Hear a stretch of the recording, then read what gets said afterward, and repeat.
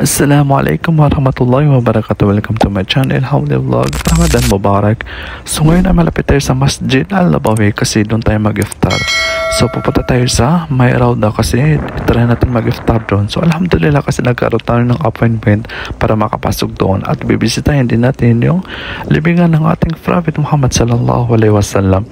So kailangan kasi bago tayo pumasok doon ay may appointment tayo kasi hinarangan nila yung lahat ng pumapasok sa May Rauda na walang appointment.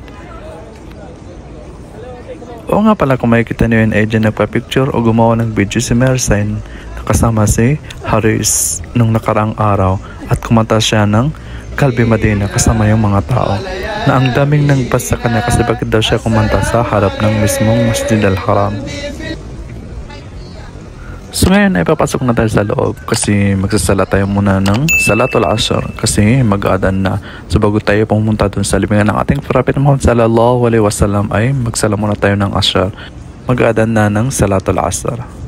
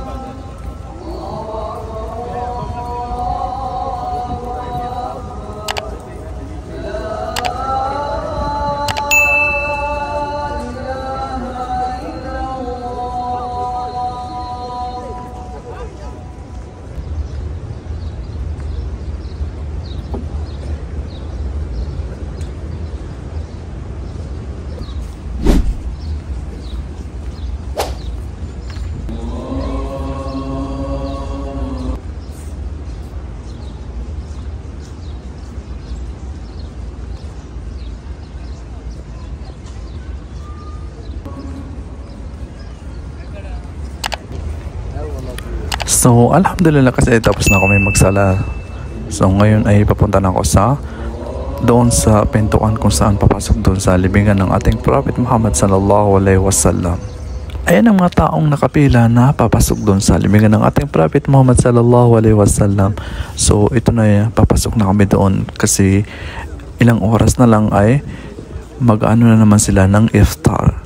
So kami ay papasok na doon. Sobrang ng araw kaso nga lang hindi siya mainit. So ito na, papasok na kami doon kasi inopina nila yung pintuan papasok doon sa libingan ng ating Prophet Muhammad sallallahu alaihi wasallam. Na kung makikita niyo na marami ng taong nag-aabang sa labas kasi gustong pumasok doon at bisitahin ang libingan ng ating Prophet Muhammad sallallahu alaihi wasallam. So medyo naka-stop muna kami kasi dahan-dahan nila pinapasok yung mga tao kasi marami ng tao doon sa loob.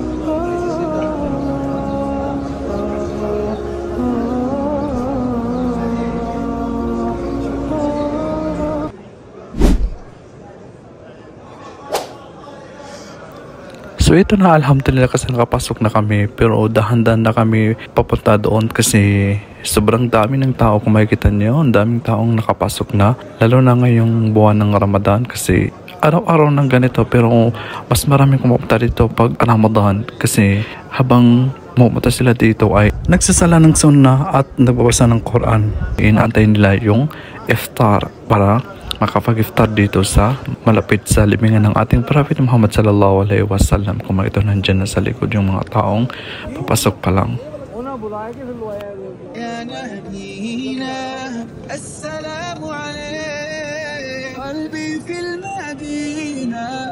وجد السكينة محمد نبينا السلام عليك صلوات الله وسلامه عليك يا.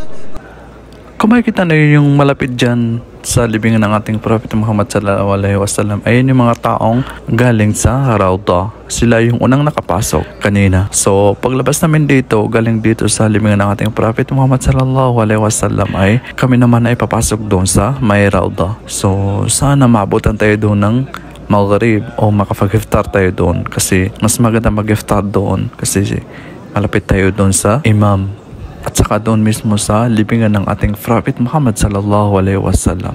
Alam niyo ba, ang ating mahal na Prophet Muhammad sallallahu alaihi wasallam ay nilibing sa sagradong kamara or sacred chamber kasama ang dalawa sa kanyang pinakamatapat na kasamahan at ang unang dalawang kalif ng Islam, sina Abu Bakr Siddiq at Umar bin Khattab.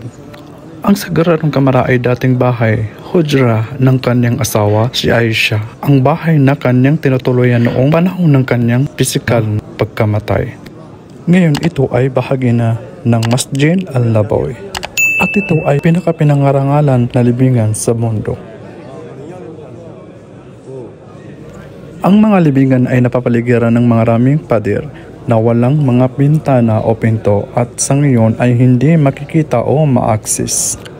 Alam niyo ba, dati ang mga peregrino at mananamba ng Umrah ay kailangan kumuha ng mga permit para sa Umrah. Pero ngayon ay hindi naman pandemic, so pwede ka na mag-Umrah. Pag nandito ka na sa Saudi Arabia ay pwede ka na mag-Umrah kahit walang permit. Pero kung gusto mo naman magsala sa Grand Mosque, sa Rauda Sharif at bisitahin ang libingan ng ating Prophet Muhammad sallallahu alaihi wasallam, ay kailangan mong kumuha ng permit sa pamamagitan ng mga aplikasyon ng Itmarna at Tawakalna at saka Nusuk. Pero ako, ang ginamit kong aplikasyon ay Nusuk. Diyan ako nag-book ng appointment. So ngayon ay tapos na kami, so nakalabas na kami lahat. So ngayon naman ay pupunta kami doon sa daanan papuntang Rauda. So kailangan ipakita mo yung appointment nyo kasi hindi kayo basta-basta papapasokin pag wala kayong appointment. So ito nga pala sample ng appointment.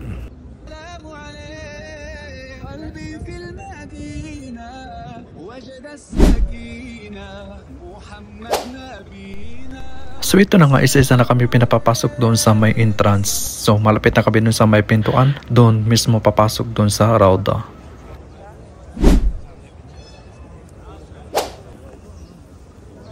So ito, kung makikita na nito na kami sa gate 39 kung saan ito yung pintuan papasok doon sa loob ng Rauda. So alhamdulillah kasi nakaano tayo ng oras at hindi tayo masyado na late. So kung makikita nyo ang kagandahan ng Rauda. So dito yung libingan ng ating Prophet Muhammad sallallahu alaihi wasallam. Ayan, kung makikita nyo yan sa gilid, yung kulay green na yan yung libingan ng ating mahal na Prophet Muhammad sallallahu alaihi wasallam. Kasama yung Khulafa ar-Rashidin na si Abu Bakr Siddiq at saka si Umar bin Khattab. So ito na, yung ibang tao ay nagtatakbo na kasi gusto nilang umupo doon mismo sa tabi ng libingan ng ating Prophet Muhammad sallallahu alaihi wasallam. Kung makikita nyo yung kulay green na yan yung libingan ng ating Prophet Muhammad sallallahu alaihi wasallam.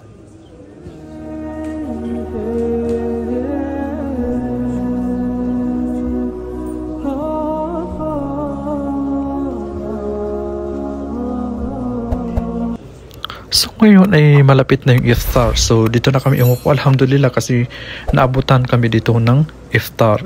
So ayan na, nagbibigay na sila ng mga pagkain kung saan yan yung pang iftar na binibigay nila sa lahat ng nagsasala dito at saka lahat ng mga taong nagpa-fasting. So yan yung binigay nila sa akin.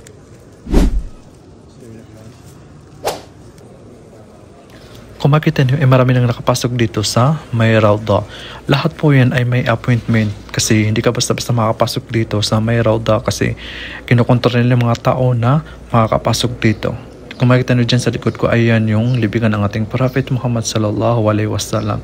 At saka merong mga nakabantay dyan na mga nakasibilyan. Na dyan sila nakaupo sa gilid. So ito nga pala yung binigay nila na pang iftar namin. Kung makikita niyo yung dalawang baso na yan, ayan yung lalagyan ng tea at saka Arabic coffee. So meron din silang binigay na tinapay. Kung makikita niyo yung sa loob ng plastic na yan ay may nakalagay na yogurt at saka itong binigay nilang nakalagay sa maliit na box na dates. Yan yung binigay nila.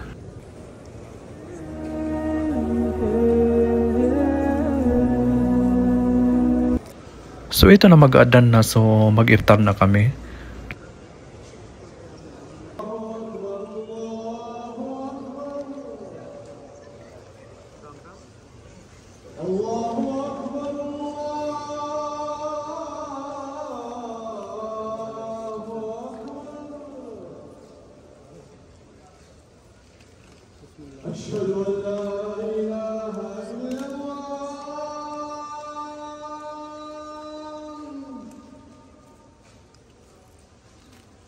أشهد أن لا إله إلا الله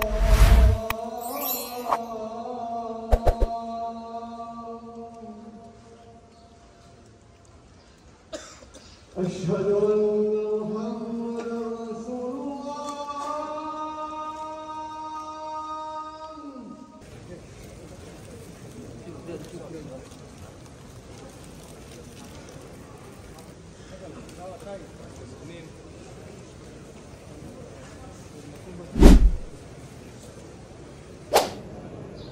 So, alhamdulillah, tapos na kami mag-iftar. So, ngayon ay magkakapat na at magsasala na kami ng Salatul Maghrib.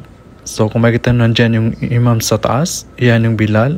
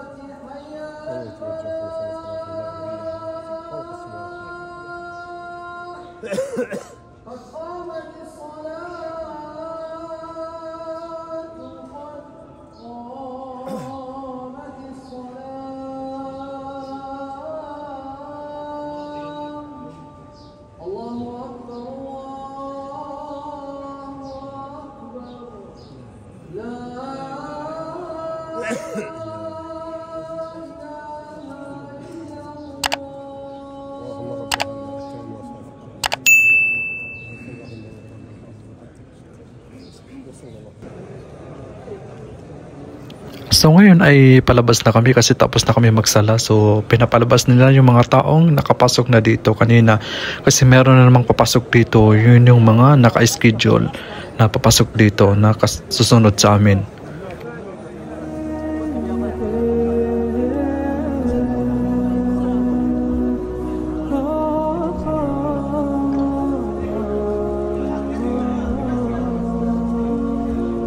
توقف يا شيخ عشان تصوير لا توقف عشان تصوير يا ابو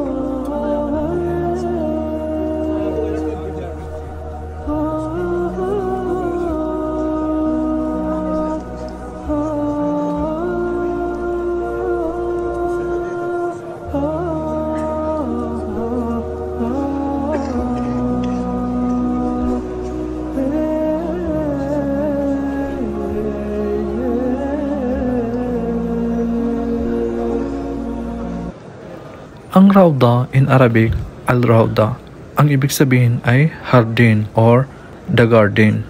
Kung minsan tinatawag din nila ng itong Al-Rawda Al-Sharif.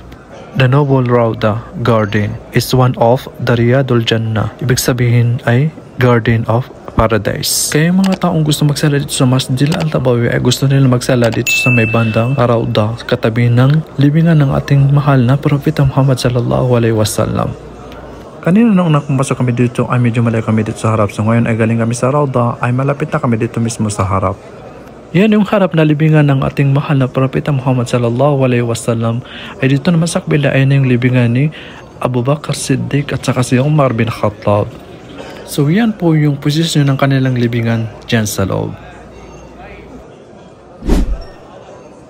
So nakalabas na kami. So alhamdulillah nakapag-iftar tayo dun sa may road at nabisita natin yung libingan ng ating Propeta Muhammad sallallahu alaihi wasallam.